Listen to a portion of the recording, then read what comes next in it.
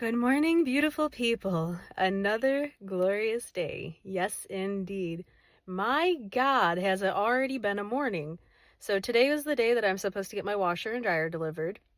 They don't give you like an exact time frame or anything ahead of time. They're like, oh yeah, it'll be within a 4 hour window, and then they'll call you 30 minutes in advance. And I'm like, okay, that should give me enough time to get to work.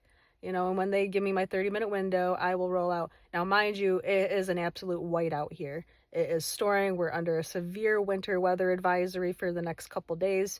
And yeah, it's bad. The roads are very sketchy, especially on the way to my new house because it's like kind of back road type stuff and they don't really get plowed very good. There's not a lot of lights and yeah, it's tough. It's scary.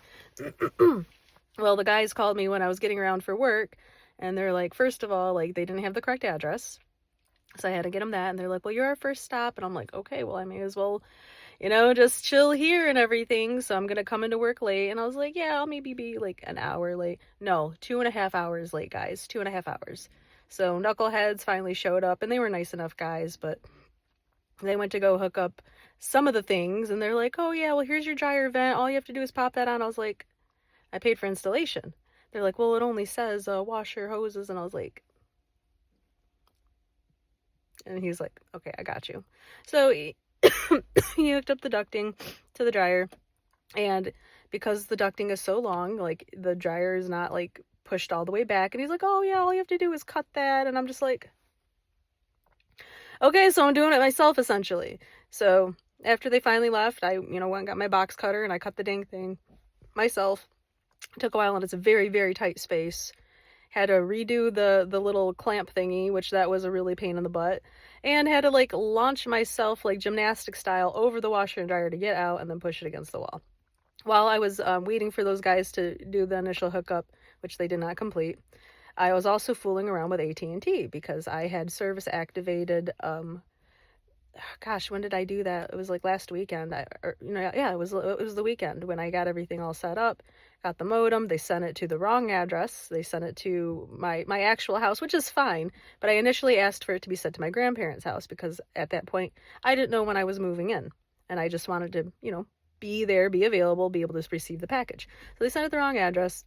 Went to set it all up last night, and it's supposed to be super simple. You just, scan the code, you go step by step, nothing's happening. And of course, it's after hours, so I can't talk to anybody or get any assistance. So while I was waiting this morning for those other dudes, I called them, and the guy was really, as helpful as he could be, but essentially what we found out is they had never actually activated anything. So they're like, oh yeah, well, it'll be a couple hours, so all right, well, anyway, so hopefully they're working on that now. I won't find out until I get home from work, like, what's actually going on with it. And I still just have so much to do. Like, my change of address. Like, I wasn't able to properly change my address with the USPS because, like, this is such a new build. Like, it's not even found. And so I had to leave a message for Redwood, which apparently they don't open until 10 a.m., I guess. Must be nice. And, find out, like, what do I need to put down for my change of address? Because I gotta have a place to have my mail directed to. So I'm waiting for them to call me back as well. And on top of it all, as it being a total whiteout once I finally was able to leave, and the roads are very dangerous right now, I have a customer who is calling me over and over and over and over and over again. And I'm grateful for the business. I really am. And we are literally working as fast as we can to get this car out. And he just calls and calls and calls and calls. And I told him, I'm like, I will contact you. Once I know anything, once I have an update, when anything at all happens, I will contact you. Calling me over and over and over again is not getting an answer any faster. Like, I promise you, you are not forgotten about. I want to get this car out of here and to you as soon as possible and hopefully never hear from you ever again. So that's kind of my attitude right now. So anyway, I am still lollygagging because I'm just like, it doesn't matter. I'm late as hell anyway.